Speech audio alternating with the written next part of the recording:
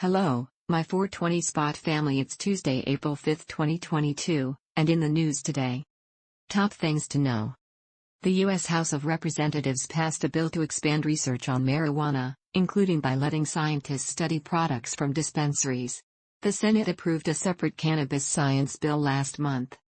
Democratic Cannabis Caucus Co-chairs Reps Earl Blumenauer, DR, and Barbara Lee, DCA, said that GOP Co-chair Representative Dave Joyce, RO, voting against the only legalization bill that's advancing in Congress does not undermine the bipartisan group's work.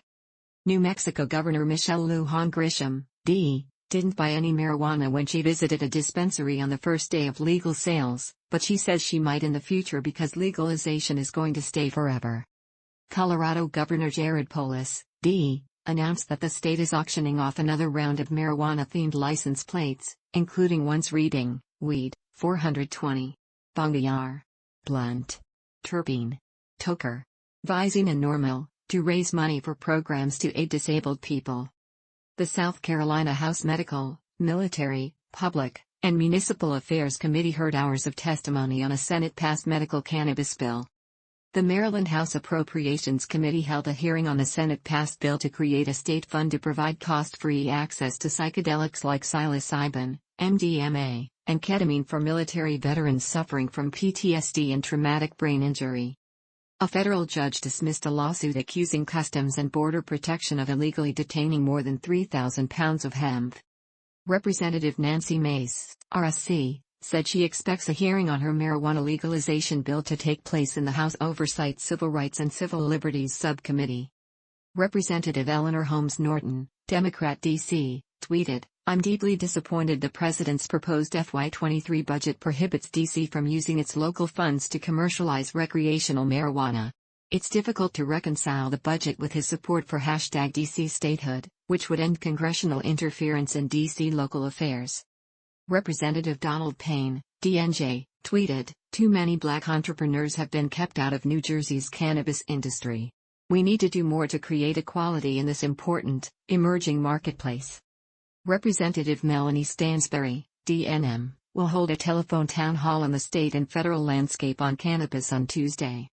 Ohio Democratic congressional candidate Nina Turner tweeted, "People are incarcerated for using cannabis while others are legally profiting from it in this country.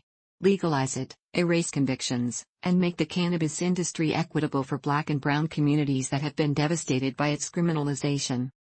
New York Governor Kathy Hochul, D., tweeted about a new public education effort, saying, "After adult-use cannabis was legalized, we promised to provide New Yorkers with the tools to stay healthy. That's why we've started Cannabis Conversations, to share information on who can consume, where to consume, and how to consume safely." Separately, regulators opened a 60-day public comment period on proposed marijuana dispensary conditional licensing rules. They also launched a web portal for localities to report repealing bans on cannabis businesses. New Jersey Governor Phil Murphy, D., said he thinks medical cannabis dispensaries will be able to sell adult-use marijuana within weeks, and that standalone recreational stores are a couple of months away. Separately, the Assembly Speaker said he met with regulators to express lawmakers' frustration with the time it is taking for the state to launch sales. Maryland Democratic gubernatorial candidate John King, a former U.S. Education Secretary, tweeted, "I fully support cannabis legalization in Maryland, and will make equitably implementing legalized cannabis a top priority as governor. I urge Governor Hogan to sign this bill and put cannabis on the ballot." Texas Republican Attorney General candidate George P. Bush said he would challenge municipalities that move to reduce marijuana arrests.